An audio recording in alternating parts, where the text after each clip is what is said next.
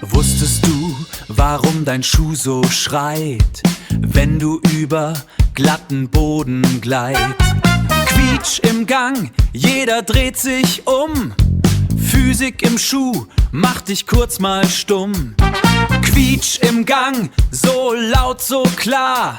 Reibung wirkt ganz wunderbar.